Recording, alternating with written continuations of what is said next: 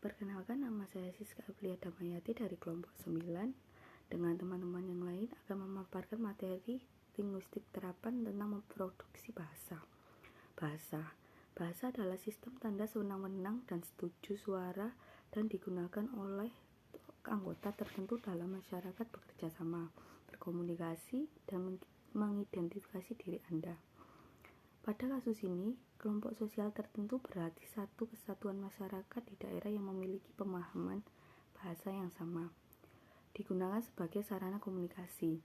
Salah satu faktor manusia yang memiliki pengaruh besar di aktivitas bahasa merupakan sistem kerja otak. Sistem kerja otak memiliki pengaruh besar untuk kegiatan bahasa. Pengertian produksi, bahasa atau ujaran, seperti proses pengeluaran hasil atau pendapatan. Sementara itu, menurut Hornby, produksi atau produksi adalah kegiatan atau proses pembuatan sesuatu secara alami. Sedangkan pidato yaitu kata yang diucapkan, jadi produksi ujaran adalah proses yang menghasilkan perkataan. Selanjutnya yaitu langkah umum dalam memproduksi ujaran. Jarwo Wijoyo mendefinisikan proses dalam produksi ujaran dapat dibagi menjadi 4 tingkat. Tingkat yang pertama yaitu tingkat pesan, di mana pesan akan disampaikan. Tingkat kedua yaitu tingkat fungsional, di mana bentuknya leksikal, dipilih kemudian diberi peran, dan fungsi sintaktik. Tingkat yang ketiga yaitu tingkat posisional, di mana konstituen dibentuk dan afiksasi dilakukan. Dan yang terakhir tingkat filologi, di mana struktur fonologi ujaran itu dapat diwujudkan. Selanjutnya, rincian produksi ujaran. Saat memproduksi ujaran, seseorang akan dimulai merencanakan yang berkaitan dengan topik yang akan diujarkan. Kemudian turun ke kalimat yang akan dipakai, dan turunkan kembali ke konstituen yang akan dipilih. Setelah itu barulah akan dimasuk ke pelaksanaan dari yang akan diujarkan. Hal ini mencakup rencana, artikulasi, dan bagaimana mengakulasinya kelar dan celar.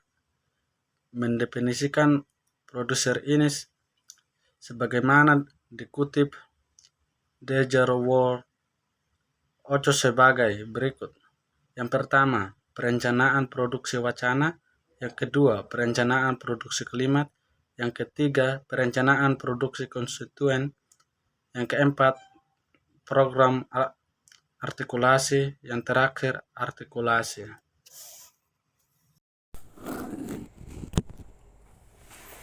Yang terakhir ada kesimpulan. Bahasa merupakan sistem tanda bunyi yang arbiter dan telah disepakati serta dipergunakan oleh para anggota kelompok masyarakat tertentu dalam bekerja sama, berkomunikasi, dan mengidentifikasi diri. Dalam hal ini, kelompok masyarakat tertentu yang dimaksud adalah satu kesatuan masyarakat dalam suatu wilayah yang memiliki pemahaman bersama terhadap bahasa yang digunakan sebagai alat komunikasi. Secara bahasa produksi diartikan sebagai proses mengeluarkan hasil penghasilan. Sedangkan menurut Hornby, AS production atau produksi adalah kegiatan atau proses pembuat sesuatu secara alami. Sedangkan ujaran yaitu langkah-langkah yang harus dilalui dalam memproduksi ujaran. Langkah-langkah tersebut diantaranya bisa langkah-langkah yang harus dilalui dalam produksi ujaran. Langkah-langkah tersebut diantaranya bisa berupa cara memproduksi konstituen, kalimat dan wacana, dan adanya langkah-langkah yang harus dilalui dalam memproduksi ujaran pada anak.